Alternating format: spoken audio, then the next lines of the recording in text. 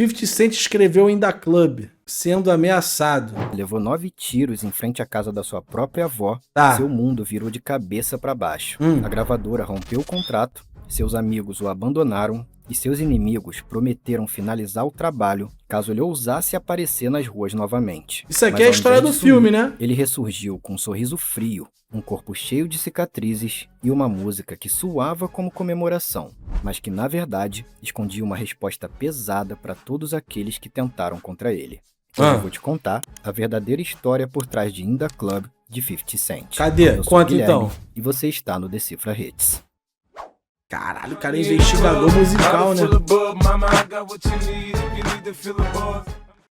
Existe um detalhe sobre In Da Club que quase ninguém fala sobre. Ela não foi apenas o primeiro contato na vida de muitas pessoas que, assim como eu, conheceram e se apaixonaram pelo hip hop através dessa pedrada. Ela também foi um ponto de virada na vida do próprio 50 Cent, que, ao contrário do que muita gente pensa, quando escreveu essa música ainda não tinha nada daquilo que ele falava na letra e no clipe. Nada? Muito pelo contrário. Ele tinha recém sido baleado 9 vezes, ainda estava sendo caçado pelo mesmo cara que tentou acabar com a vida dele e quase teve o seu... Caralho, foi só 9 vezes, moleque. Eu jurava que ele tinha tomado uns 50 tiros, mano.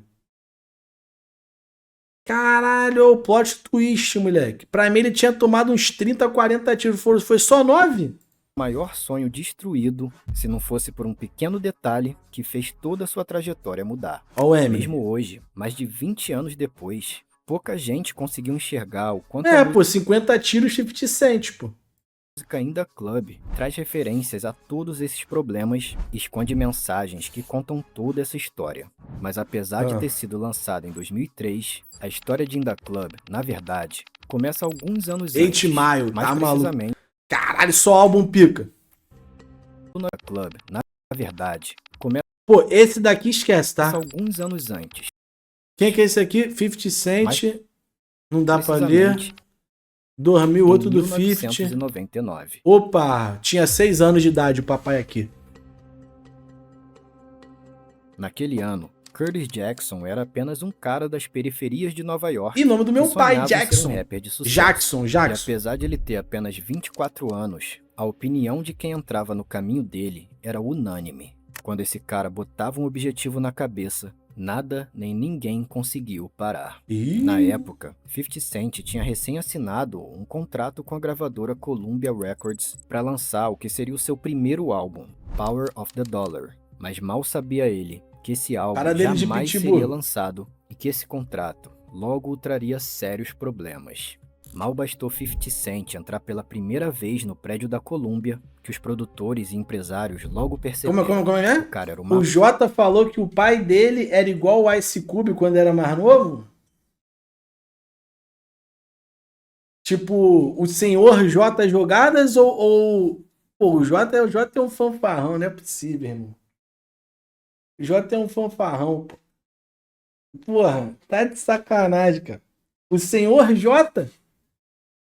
O J number one? Pô, o J é um fanfarrão. Máquina quando o assunto era trabalho. Sacanagem. Em apenas 2 semanas, ele gravou absurdas 36 músicas, tá maluco, das quais 18 já eram suficiente para fechar o seu álbum de estreia. Mas apesar do seu talento e esforço, 50 Cent logo percebeu que a parceria com a Columbia não seria nada boa para ele. Eu tava na Columbia e eles nem sabiam como divulgar artistas do rap. A data de lançamento do meu álbum estava chegando e quase ninguém sabia sobre isso ou sobre minha música.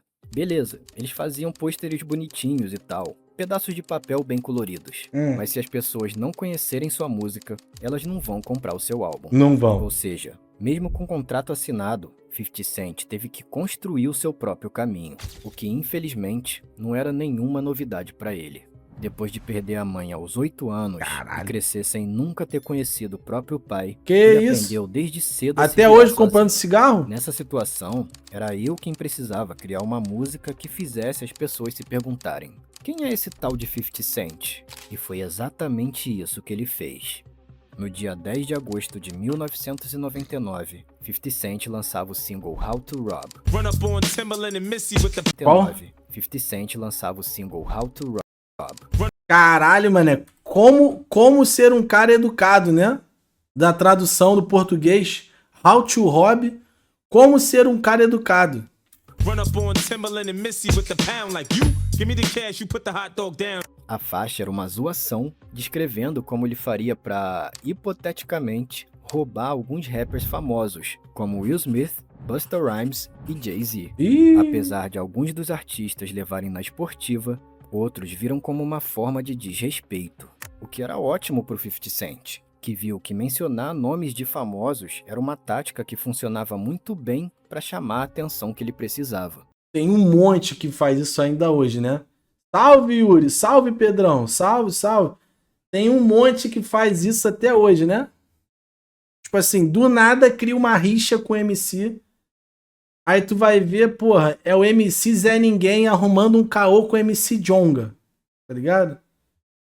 Sempre é assim, né? Sempre, sempre, sempre. Gente, isso aqui é tática, tá? Isso é tática. Tem uns que até concordam em fazer isso, né? Tipo assim, por trás das câmeras.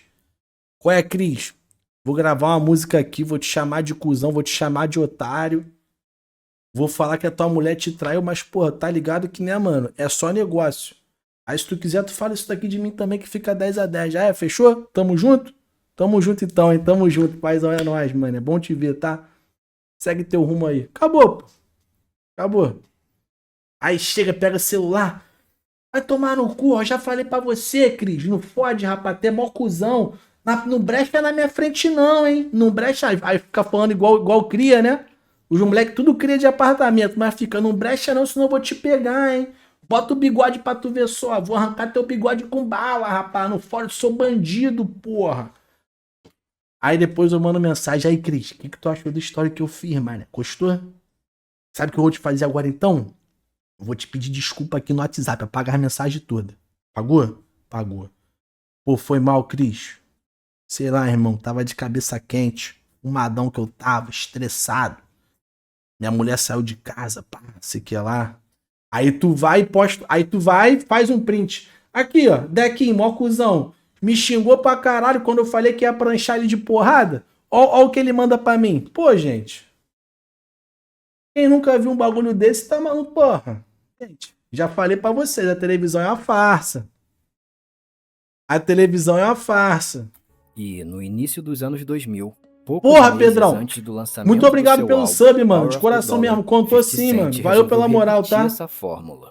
O problema é que, dessa vez, ele acabou irritando algumas pessoas bastante perigosas.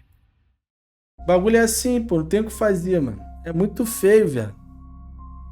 A nova faixa se chamava Get Up Run, e nela 50 Cent decidiu mencionar figuras reais do submundo do crime de Nova York. Aí é maluquice. Incluindo traficantes que ainda estavam nas ruas, na Aí atividade é maluquice. e fortemente armados.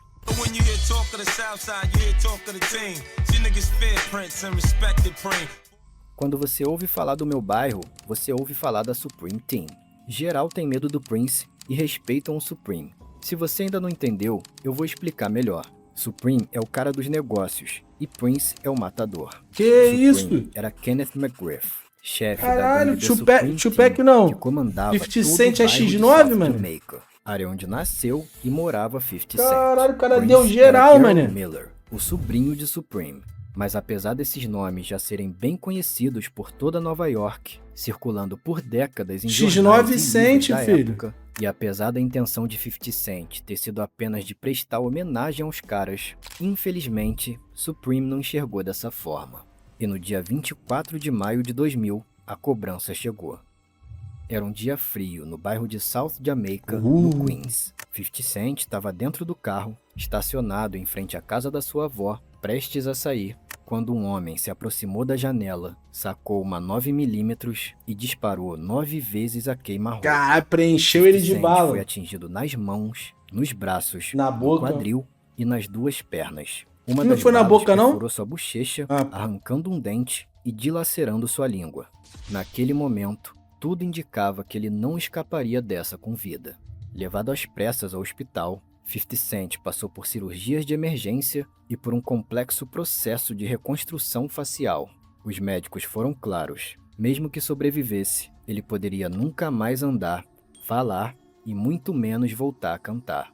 Supreme queria acabar com 50 Cent não Caralho. só fisicamente, mas também com seu sonho de ser um rapper de sucesso. Ah. Quando soube que 50 havia sobrevivido, ele mandou seus capangas ameaçarem todas as gravadoras a não assinarem um contrato com ele ou sequer venderem os seus discos. O mesmo Caralho, valia pros ficou DJs. fudido, Qualquer moleque. um que ousasse tocar as músicas de 50 Cent nas boates ou nas festas da quebrada estaria desrespeitando a Supreme Team e correndo sério risco de vida. Com medo de retaliação, a Columbia Records não só cancelou o álbum Power of the Dollar, mas também rompeu o contrato com 50 Cent, deixando o rapper completamente desamparado. Que Além isso, disso, viado? muitos dos seus amigos acabaram o abandonando ou se afastando dele. Ser baleado no seu Vai andar com o X9, filho? Tá maluco, filho? Já falei, filho. Quem tá no bolo é recheio. Não tem essa de, sou só amigo só, não sou envolvido não. Irmão, quem tá no bolo é recheio, filho. No dia que forem pegar teu amigo, vai tu, vai o amigo do teu amigo, vai todo mundo junto, filho. próprio bairro, em frente à casa da sua própria avó, É era um duro, grande filho. sinal de falta de moral e respeito na quebrada. 50 Cent sentia que já não podia mais confiar em ninguém e que não estava seguro nem na sua própria área. Por isso, Claro, depois de fez 13 merda, dias porra. internado, ele resolveu deixar o hospital Porra. e continuar se recuperando bem longe de Nova York. É, Rumores filhão. começaram a circular de que ele tinha se Foi convidado a se retirar, mané. Foi convidado a se retirar, filho. Porra, se é no Rio, os caras botam ele pra ralar na base da madeirada. E ainda ia expulsar a mãe, tia, avó. Irmão, não ia ficar um parente dele no morro, filho.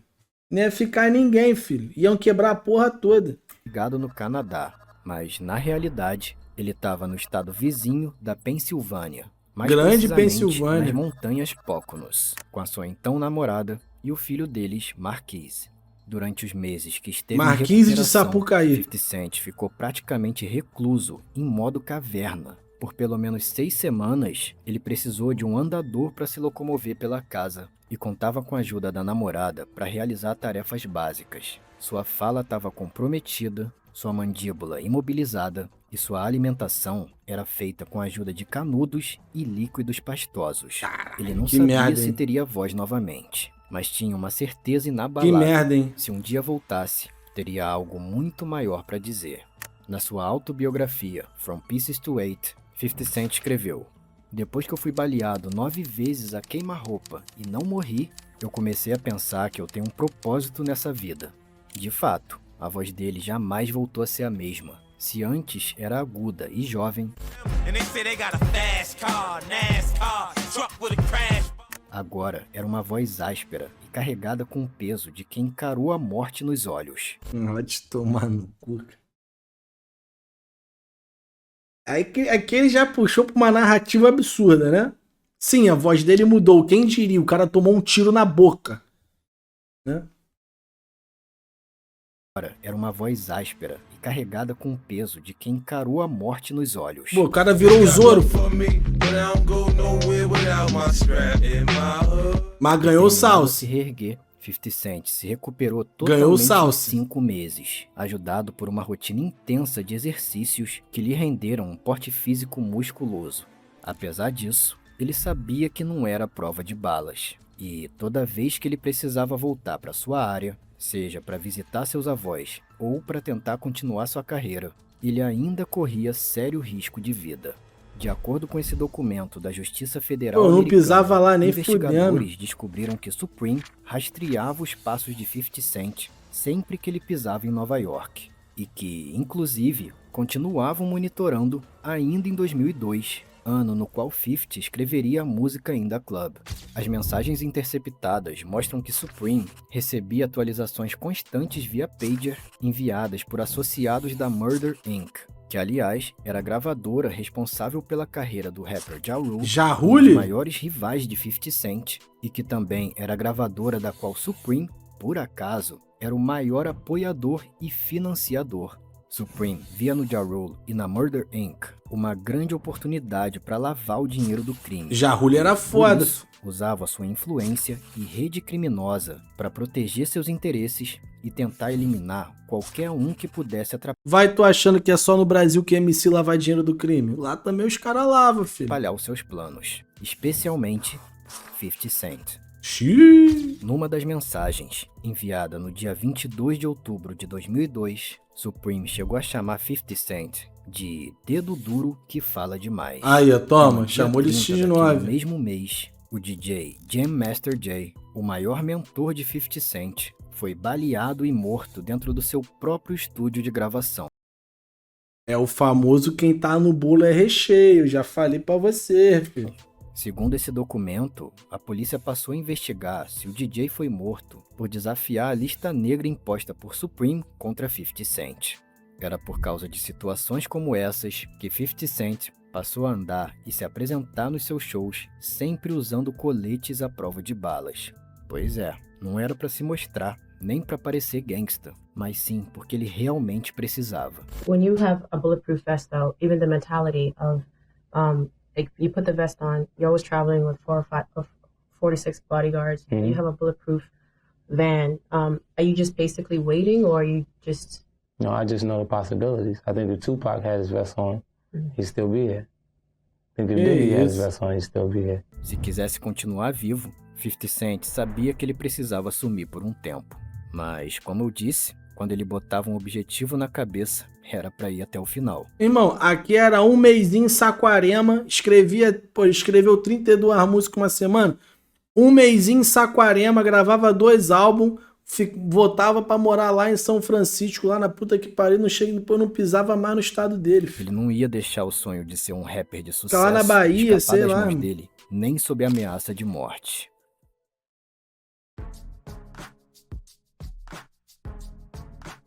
A escalada. Assim que se recuperou do atentado, 50 Cent fez um contato que mudaria tudo.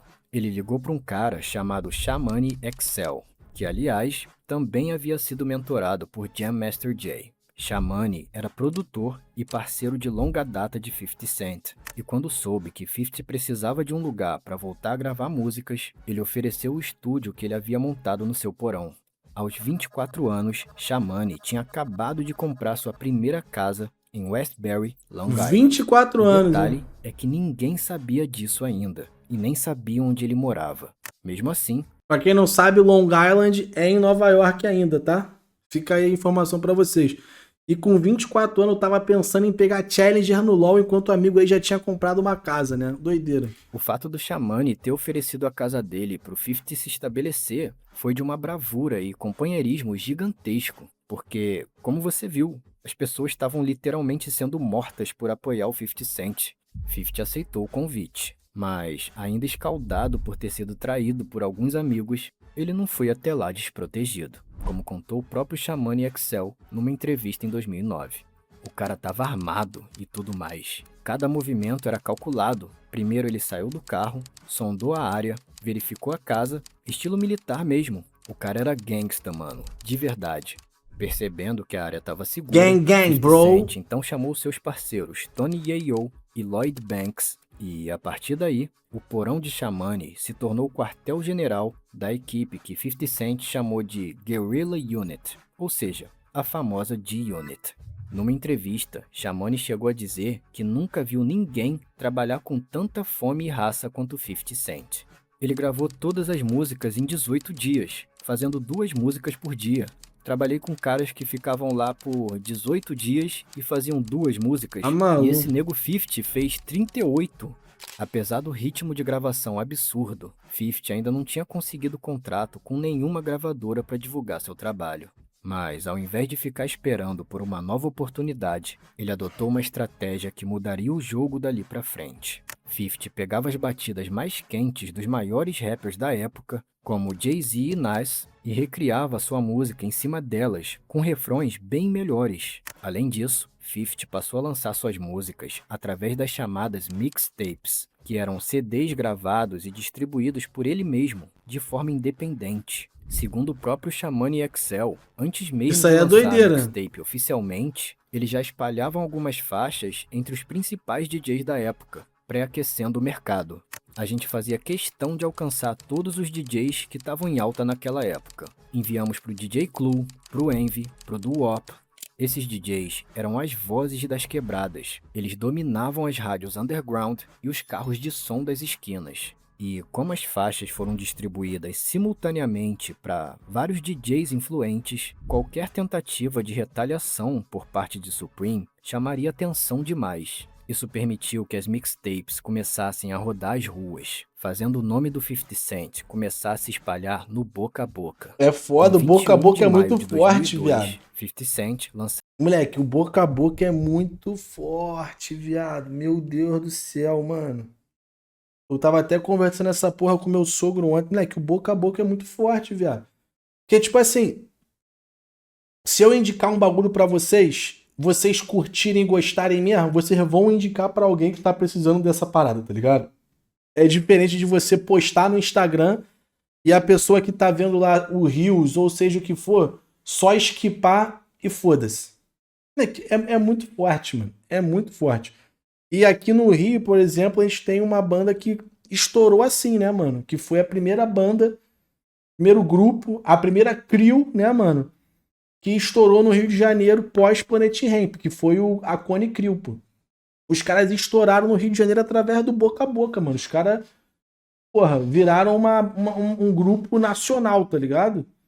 Tipo, um divulgava nas quadras, nas rodas de rima, que era o Maomé, o não sei o que lá.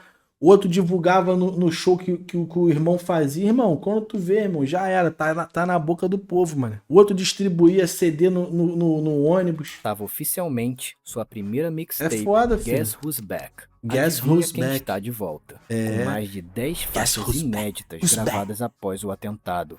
Numa época onde o gangsta rap ainda estava no auge, com a recente partida de Tupac e Notorious Big, todo mundo queria saber quem que era aquele novo gangsta rapper que sobreviveu a 9 tiros e rimava com sangue nos olhos. E não A pode partir mais desse pisar em momento, Nova York. essa história começa a passar por uma série de coincidências absurdas e inacreditáveis. Para começar, Guess Who's Back não era só o nome da mixtape de 50 Cent, mas também era uma frase repetida numa das músicas mais bombadas da época, de um dos maiores rappers do Eminem. mundo, Eminem.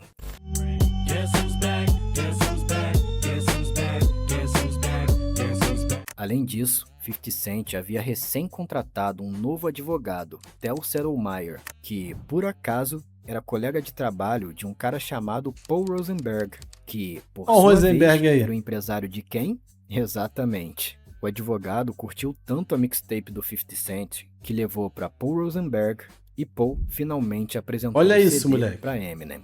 Na época, Salve, o Neoquímica, Eminem tinha meu sua freguês. própria gravadora, a Shady Records, que por acaso era afiliada à gravadora Aftermath Entertainment, que por sua vez pertencia a um dos maiores produtores de rap da história, Toma. Dr. Dre. O homem. Então, aquela fita Esse aí, chegava- irmão, fico até esse aí é pica. Moleque, eu sou um dos maiores fãs de Dr. Dre que você vai ver na face da terra. Quer dizer, pelo menos no Brasil, né? Lá na gringa deve ter uns caras muito mais bravos. Mas, irmão, o que eu sou fã de Dr. Dre não tá escrito. Dr. Dre, Snoop Dogg, irmão. Tá mal, os caras são pica. mãos do irmão. Eminem era algo gigantesco. A reação dele foi imediata.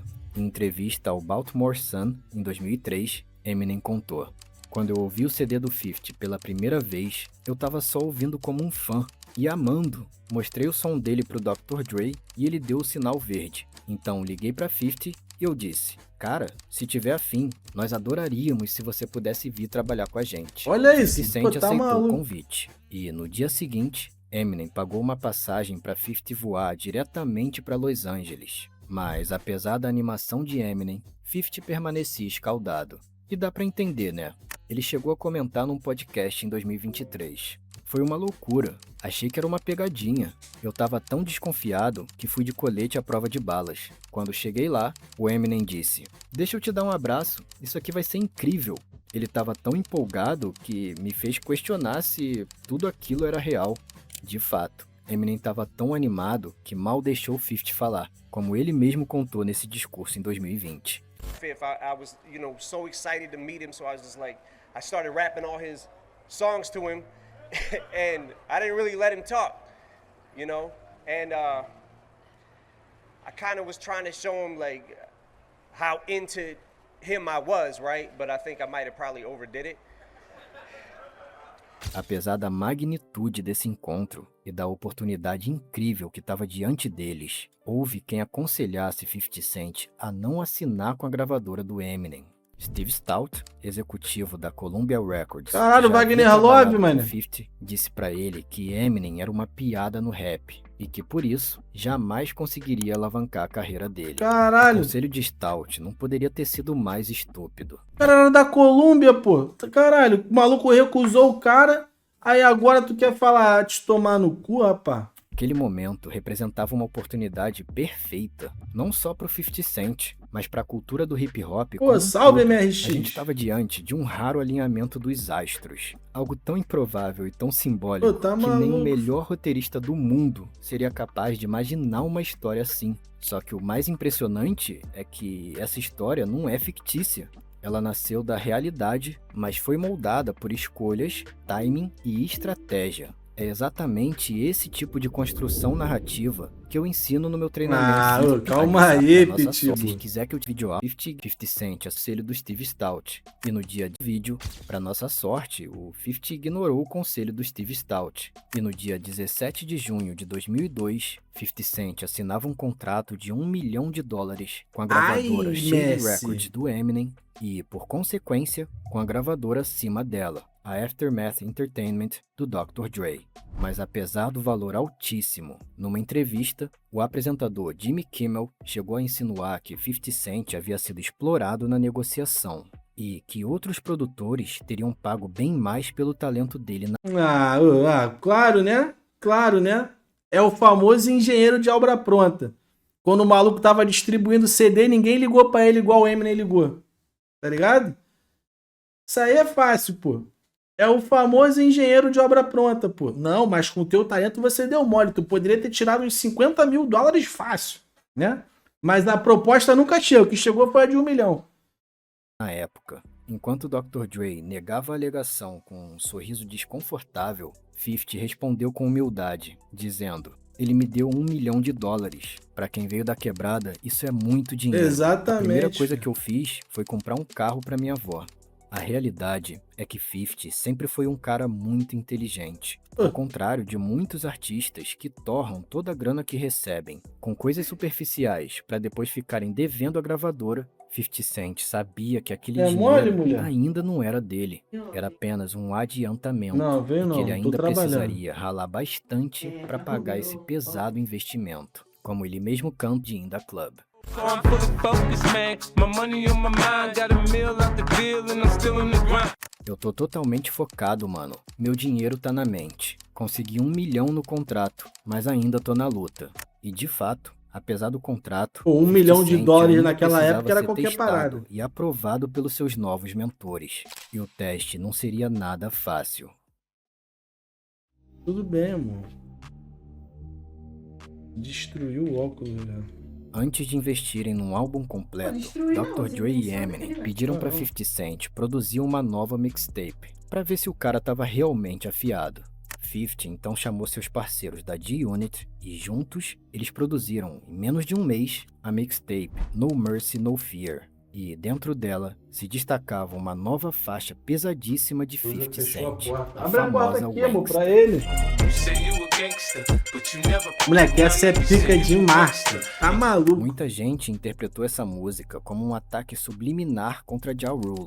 E apesar de 50 Cent sempre ter negado, as pessoas não paravam de ligar para as rádios. Isso, junto com o flow marcante de 50 Cent e o refrão que grudava na Ó, cabeça, menorzinho. fez com que a faixa Wanksta explodisse nas rádios dos Estados Unidos. Pela primeira vez, 50 Cent era conhecido não só no underground da sua terra natal, mas também no mainstream do país inteiro.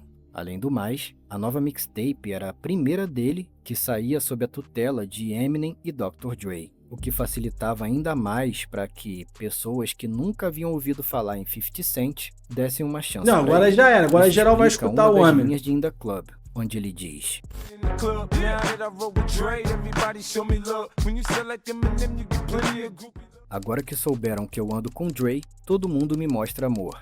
Quando você vende igual o Eminem, ganha muito amor das fãs. Na época dessa mixtape, o Eminem ainda estava trabalhando no seu filme 8 Mile, que seria lançado em novembro daquele mês. Filmaço, hein? E Filmaço. ele gostou tanto da faixa Wanksta, que resolveu incluir ela na trilha sonora oficial do filme, o que daria ainda mais visibilidade Tá pro 50 maluco, Cent. olha isso. Apesar disso, toda essa visibilidade que 50 havia tido até agora era como um coadjuvante. Então já estava na hora de realmente colocar o talento dele à prova e começar a investir na produção do seu primeiro álbum solo, Get Rich or Die Trying. Fique rico ou morra tentando. Nessa altura, Esse tava daí claro esquece. que o 50 já havia provado seu valor pro Eminem. Mas agora era a vez dele ser testado pelo maior produtor de hip hop da história. Ao começar a produzir esse novo álbum, Dr. Dre chamou 50 Cent diretamente na sua sala e, como primeiro teste, pediu pra 50 criar um rap em cima dessa batida aqui. Não tem jeito. Sim, esse era o embrião do que se tornaria a música In Da Club. Tá Mas o maluco. problema é que a batida soava meio descompassada e apenas com ela, sem os outros instrumentos, Pô. era muito difícil conseguir rimar com consistência. O Dre podia até adicionar outros instrumentos, mas antes ele precisava ouvir alguém rimando em cima dela para entender qual direção seguir com a instrumental. Só que ninguém tinha conseguido acompanhar essa batida. Para você ter uma ideia, o Dr. Dre tinha criado aquela batida há mais de 6 meses atrás e já tinha Olha oferecido ela para diversos artistas, porém todos recusaram. O primeiro foi o rapper Hakim, que até tentou, Aquele mas Hakim? não conseguiu encontrar um flow que Gamer? encaixasse bem na batida. Depois, o Eminem sugeriu entregar a batida para o seu grupo D12, pensando em incluir na trilha de 8 Mile. Só que o D12 também desistiu. Mas na mesma hora que o 50 Cent ouviu aquela batida, a música simplesmente surgiu na mente dele como se fosse uma intervenção divina, e o flow dele saiu perfeito, independente da ausência dos outros instrumentos. A música Nem era mesmo dele. O próprio Dr. Dre acreditava que alguém dominaria aquela instrumental, como o 50 Cent contou numa entrevista para a MTV em 2003. A primeira vez que o Dre me ouviu rimando em In Da Club, ele disse: "Cara, eu não imaginei que você fosse por esse caminho, mas, sabe, isso funciona." Ele provavelmente estava pensando em ir numa direção diferente com aquela música. Dr. Dre não se surpreendeu só com isso, mas também com a determinação e o ritmo de trabalho absurdo de 50 Cent. 50 was incredible when we were in the studio. Não, o cara que together for the tem first fome é time. I foda, mean, não tem jeito, you né, know, we pai? decided that I was gonna do half of the first album and Eminem would do the other half. And my experience working with 50, it was only about 7 days in the studio for my entire half. You know what I mean? Damn. I would put up a track, he would write it, spit it, and go, yo, put up another one, put up another one, put up another one. And then that was it. Com as rimas e o flow de 50 Cent, Dr. Dre finalmente entendeu a direção que aquele instrumental precisava tomar. O problema é que essa direção realmente era bem diferente do que ele estava acostumado, tanto em termos de estilo musical quanto na escolha dos instrumentos. Foi então que ele se lembrou de um velho amigo, o multi-instrumentista Mike Elizondo. Mike já havia colaborado com bandas Ó o grande icônicas Mike de aí. rock como Mastodon e Linkin Park. Ele era a pessoa perfeita para enriquecer a base sonora daquela Big música. Mike? E foi exatamente isso que ele fez. Primeiro, Mike adicionou um chocalho discreto.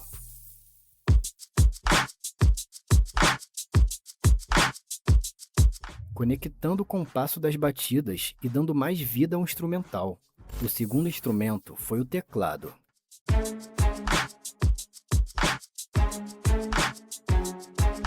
Moleque, essa construção de Lembra a beat melodia? é muito foda, mano. Moleque, a construção de beat é um bagulho muito foda, mano.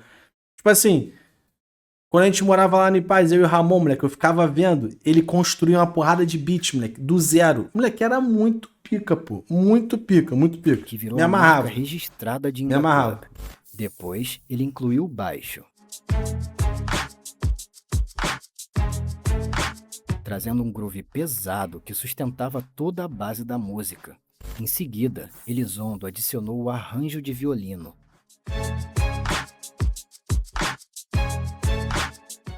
Que reforçava o impacto do teclado e acrescentava uma tensão cinematográfica na música.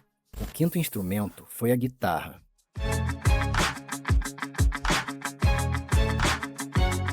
Com com bagulho acordes sendo rápidos construído, muito que foda, pareciam né, mano? refletir a cadência acelerada e determinação implacável do 50 Cent. E, por último, ele incluiu o órgão. O órgão? Aí deu vida. Aí deu vida. Que não só preenchia o fundo da canção, mas também trazia uma sensação de ameaça à faixa. Quase como se dissesse, isso aqui não é uma música de festa, é um aviso. O grito de guerra, hein? Como a maior parte do álbum Get Rich or Die Trying tinha um tom pesado e sombrio, 50 Cent sentiu que essa faixa precisava trazer algo diferente. Uma letra que não escondesse as dificuldades que ele ainda vivia, mas que, ao mesmo tempo, transmitisse superação e vitória, coisas que ele vinha buscando há anos. Como eu disse, na época em que 50 Cent gravou In The Club, ele ainda era perseguido por quem tentou acabar com a vida dele e estava longe de ter o sucesso e os bens materiais que ele ostenta na música. Mesmo assim, ele canta como se tudo aquilo já fosse real, quase como se estivesse escrevendo o próprio destino em cada linha. É o futuro, cantando ostentação, pô. Meu flow, meus shows me trouxeram a grana que comprou todas as minhas coisas luxuosas. Minha casa, meus carros, minhas roupas, minhas joias. Olha, mano, eu venci na vida e continuo o mesmo. 50 Cent confiava no poder da sua palavra. E Ele que começou com ostentação, mano. Inabalável no que ele era capaz de conquistar. You see, I'm bragging now before it becomes a hit record because I want to make sure you know that I know it was a hit record before it's a hit record. E foi justamente pensando em alcançar um público mundial que 50 Cent usou uma estratégia muito inteligente para começar a música, através de uma frase que qualquer pessoa pudesse associar a um momento de vitória e celebração. Go shorty, it's your birthday. We gon' party like it's your birthday.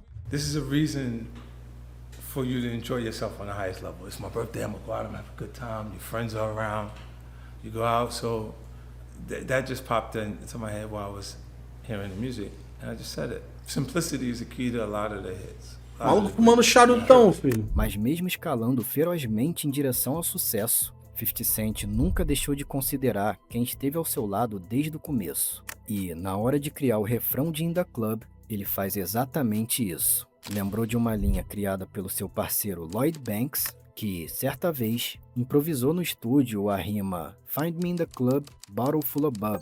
Me encontre na boate, garrafa cheia de champanhe. E, por isso, 50 Cent resolveu homenagear o parceiro no refrão.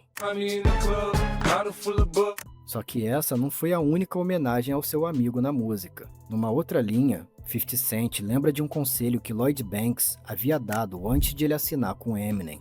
Vou te falar o que Banks falou pra mim. Mano, vai em frente, muda de estilo. Se odiarem, deixa odiar e veja sua grana aumentando.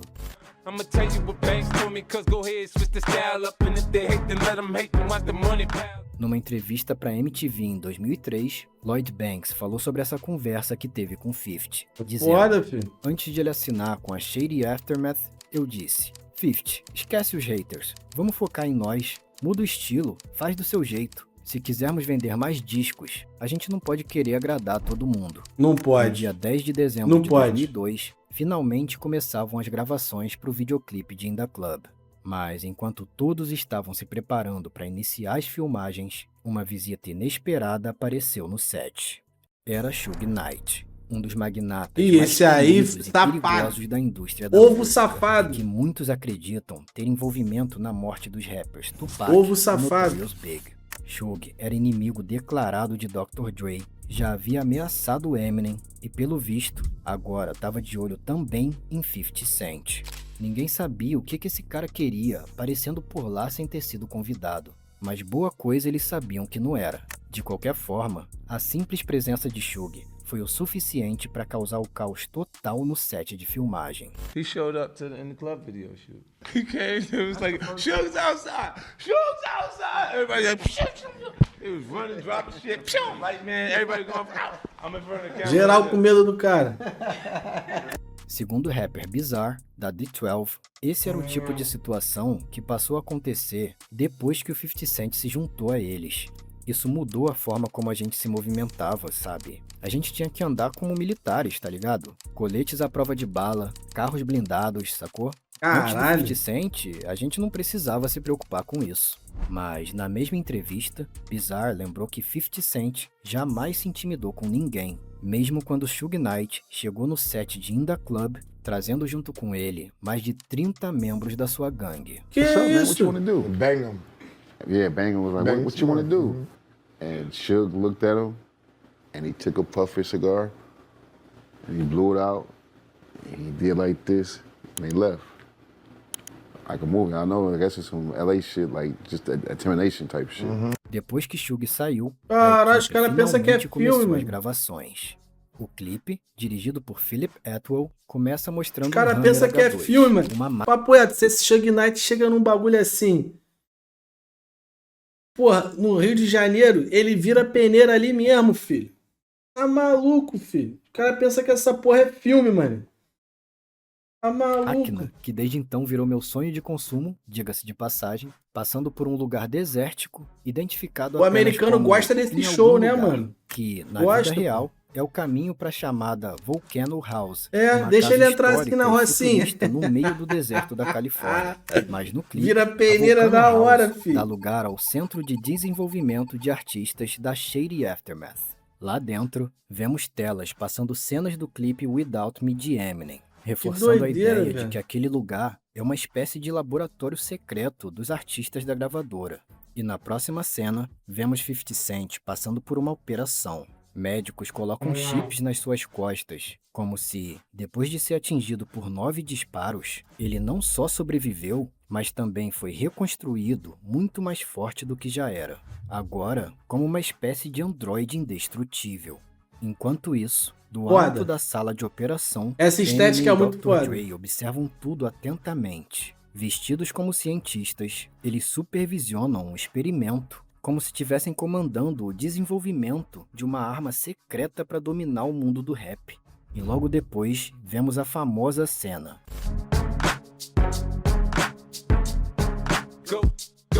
Isso era uma referência visual brilhante à disciplina e resistência do 50 Cent. Além disso, ele também aparece correndo numa esteira, simbolizando a obstinação e determinação de 50 na busca pelo sucesso. Tudo nesse clipe tem um significado mais profundo e simbólico. Até mesmo as cenas da boate, que não estão ali de forma aleatória. Se você perceber, a boate, na verdade, está dentro do centro de treinamento, como se fosse um ambiente controlado onde o som do novo rapper 50 Cent está sendo posto à prova. O que muita gente não sabe é que o clipe original também incluía um stand de tiro, onde os membros da G-Unit praticavam tiro ao alvo enquanto 50 Cent rimava para a câmera. Isso Mas, aí ia ser pica. infelizmente, a cena foi censurada e removida da maioria das Isso versões. aí ia ser pica. Segundo o diretor, a cena era uma forma de incluir algo simbólico que representasse a história do 50 Cent. Mas, mesmo com a censura, 50 fez questão de incluir essa sangrenta história na letra de In Da Club, dizendo: Been hit with a few, but I don't walk with a limp. I'm alright. fui atingido por algumas balas, mas eu não ando mancando. Tô de boa. Mano, Tá eu acho maluco. muito foda do jeito que ele Muito fala, pica. tranquilão, tá ligado? I'm alright. Como se fosse uma picada de mosquito, tipo, levei um monte de tiro, mas tô de boa. Enfim, o videoclipe termina com Eminem e o Dr. Dre observando satisfeitos, indicando que o 50 Cent passou no teste e estava pronto pro estrelato.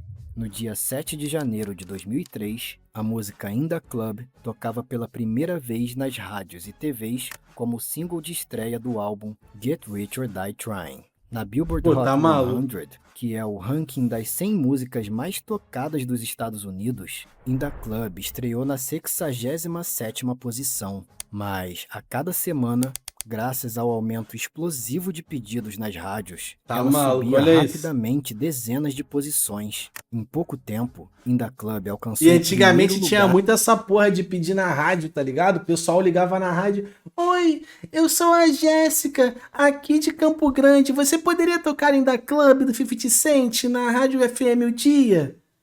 Claro, Jéssica, pode ficar tranquila. Vamos tocar aqui agora ainda a Club para você. Um salve pra Campo Grande, hein? Aí começa.